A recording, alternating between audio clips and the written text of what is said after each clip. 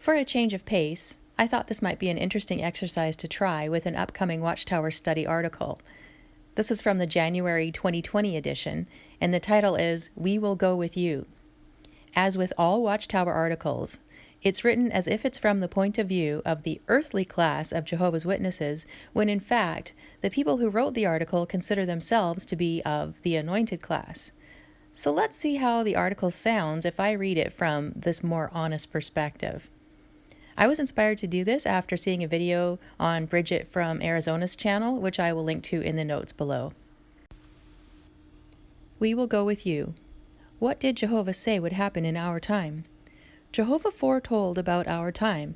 10 men out of all the languages of the nations will take hold, yes, they will take firm hold of the robe of a Jew, saying, We want to go with you, for we have heard that God is with you people. The Jew here represents those of us whom God has anointed by Holy Spirit. We are also called the Israel of God. The 10 men represent you, those who have the hope of living forever on earth. You know that Jehovah has blessed this group of anointed ones and feel that it is an honor to worship Him along with us. How do the 10 men go with the anointed? Even though it is not possible to know the name of each individual member of us anointed ones on earth today, those of you who hope to live on earth can go with us, the anointed. How?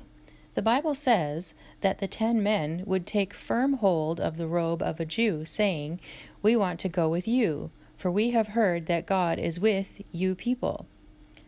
The Bible verse mentions one Jew, but you and you people refer to more than one person. This means that this Jew is not just one person, but represents the whole group of us anointed ones. Those of you who are not anointed serve Jehovah along with us, the anointed. However, you do not view the anointed as your leaders, realizing that Jesus fills the role of leader. What questions will be answered in this article? Since there are still anointed Christians among God's people today, some may wonder, how should anointed ones view ourselves? How should those of us who partake of the emblems at the memorial be treated? Should you be worried if the number of we partakers increases? This article will answer those questions. How should anointed ones view ourselves? What warning found at 1 Corinthians 11:27-29 should we anointed ones think seriously about, and why? We should think seriously about the warning found at 1 Corinthians 11:27-29. How might an anointed one partake unworthily at the memorial?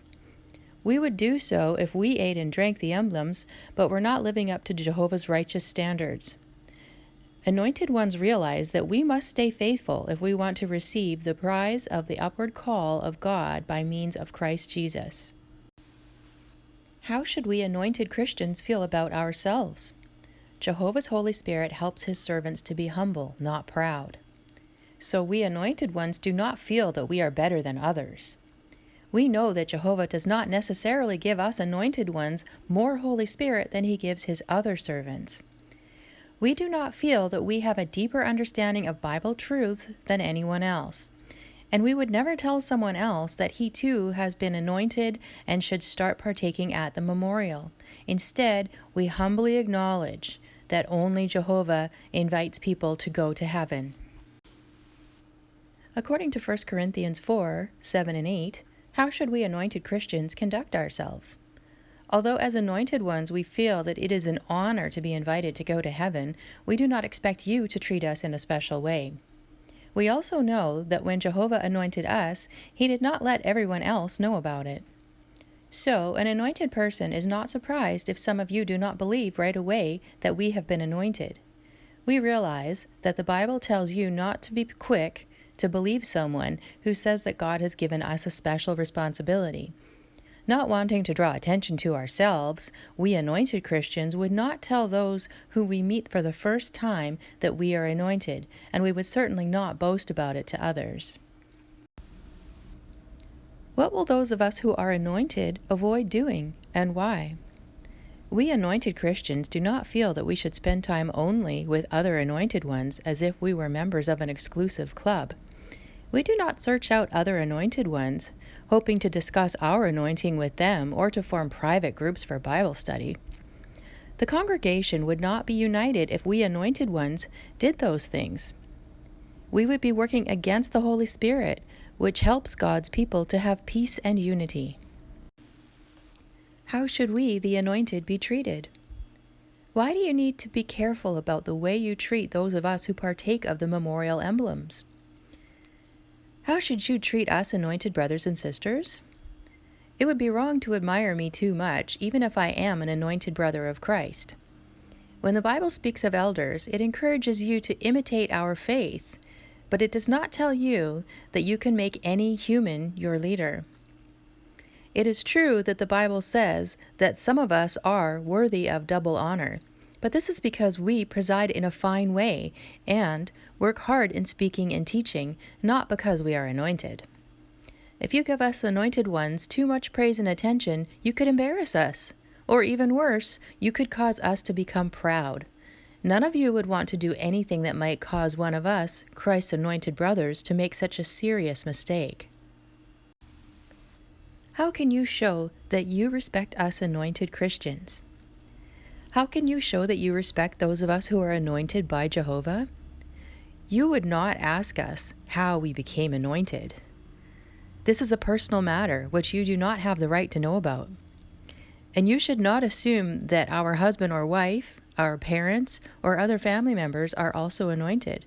A person does not inherit his heavenly hope from his family. We receive it from God. You should also avoid asking questions that could hurt others. For example, you would not ask the wife of one of us anointed brothers how she feels about the prospect of living forever on earth without her husband. After all, you can be absolutely sure that in the new world, Jehovah will satisfy the desire of every living thing. How do you protect yourselves if you avoid admiring personalities? If you do not treat us anointed ones as more important than others, you also protect yourselves. How? The Bible tells us that some of us anointed ones might not remain faithful. But if you avoid admiring personalities, you will never follow others, even those of us who are anointed or well known, or those who have served Jehovah for a long time. Then, if we become unfaithful or leave the congregation, you will not lose your faith in Jehovah or stop serving Him. Do you need to worry about the number of us who are partaking? What has been happening to the number of those of us who partake at the memorial? For many years, the number of those partaking at the memorial kept going down, but in recent years, that number has been going up every year. Do you need to worry about this? No. You should consider some key factors to keep in mind. Why should you not worry about the number of those of us who partake of the emblems at the memorial? Jehovah knows those who belong to Him. Unlike Jehovah, the brothers who count the number of those partaking at the memorial do not know who of us truly is anointed. So, the number includes those of us who think that we are anointed but are not. For example, some of us who used to partake later stopped. Others of us may have mental or emotional problems that make us believe that we will rule with Christ in heaven. Clearly, you do not know exactly how many anointed ones are left on earth. Does the Bible say how many of us anointed ones will be on earth when the Great Tribulation starts? We anointed ones will be in many parts of the earth when Jesus comes to take us to heaven. The Bible does say that during the last days, there will be a small number of us anointed ones left on earth, but it does not say how many of us will be left when the Great Tribulation begins. As shown at Romans 9, 11, and 16, what do you need to understand about the choosing of us anointed ones? Jehovah decides when He will choose us anointed ones.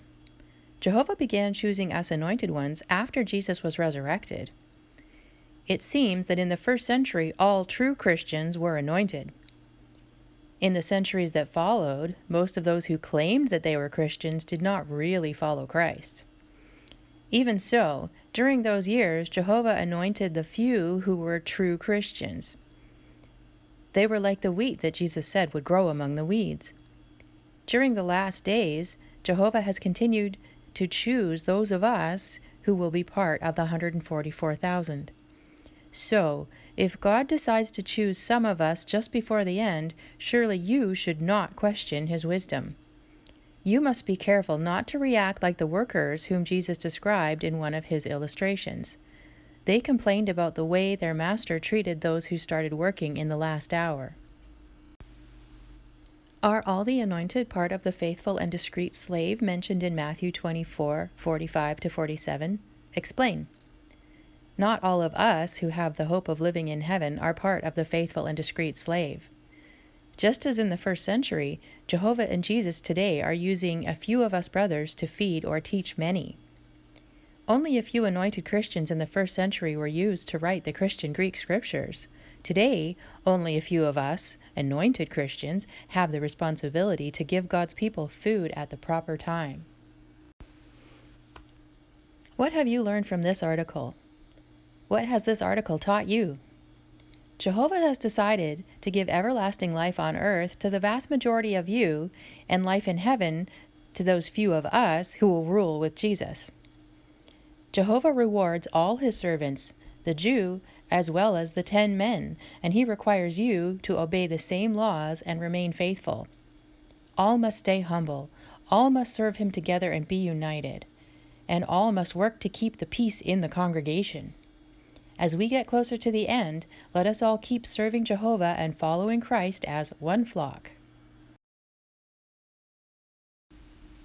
And I just wanted to finish with this caption on a picture early in the article.